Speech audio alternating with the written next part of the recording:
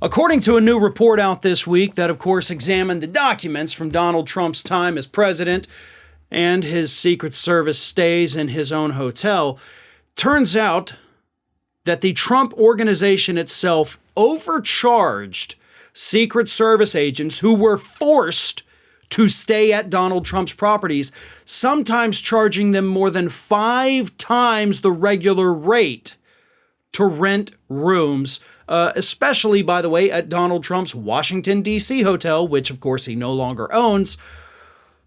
But they price gouged the Secret Service.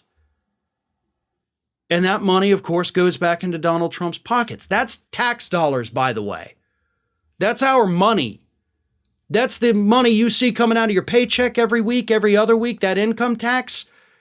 It went directly into Trump's pockets because his own company was price gouging the Secret Service. And it's important to remember, folks, that the Secret Service had to stay there, right? That's where Donald Trump was. They had no other choice. It's not like they can go rent a room at the Holiday Inn down the street.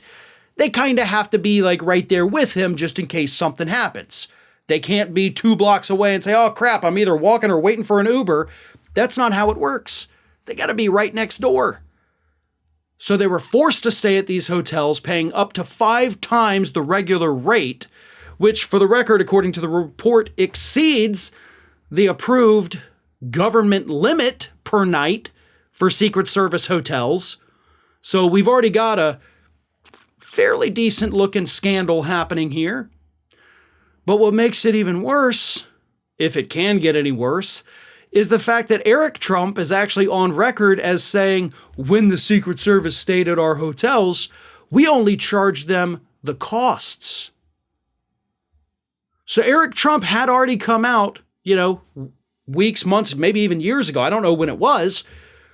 But he said, no, we're not even charging them the nightly rate, right? We're only charging them what it costs us, right? For the cleaning crews, the cost of the room itself, the electricity, we're just, $10, $20 maybe. I don't know.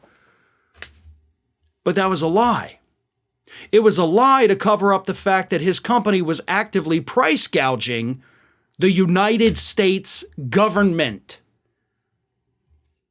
Here's where it gets even worse than that, by the way. There are no federal anti-price gouging laws here in the United States.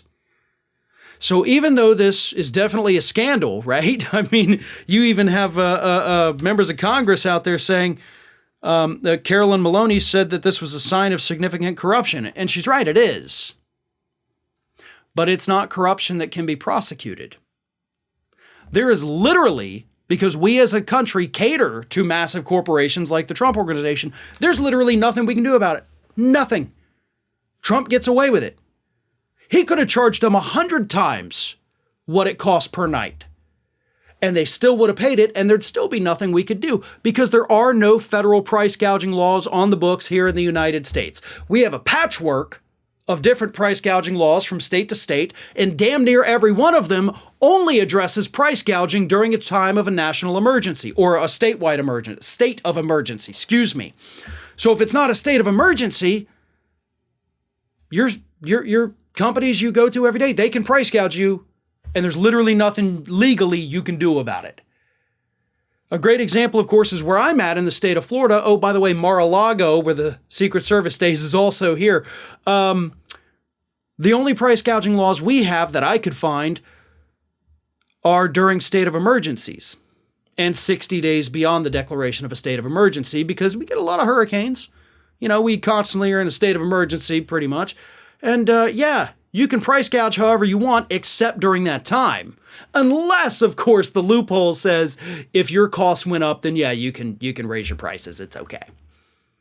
Because here in America, companies, corporations, businesses, big and small, they can do whatever the hell they want. And there's literally nothing we can do about it. But here is something that could be done. I mean, we can't get the money back from Trump. It's his money now. We kind of screwed the pooch by not having the foresight to do something about it. But we could pass legislation that prevents things like this in the future. We could come up with federal anti-price gouging laws. I know Republicans and probably most Democrats wouldn't go along with that because Bernie Sanders has actually been trying to do it. And Not many people have gone along with it. Elizabeth Warren has. Yes, she's one too. But, yeah. So, we're just stuck with it. This is just what happens now until we get legislation to not only stop this, the price gouging, but also, how about we set firm limits on where presidents are allowed to spend tax dollars? Maybe pass a law saying you can't spend tax dollars at a place that you own. I don't know. I mean, they made Jimmy Carter sell his peanut farm so he couldn't profit. Maybe we ought to do something a little more firm before Trump gets in office again and once again lines his own pockets. Hey everyone, this is Aspen. And did you know that for the low cost of $0 per day, you can subscribe to the Fair and Balanced YouTube channel?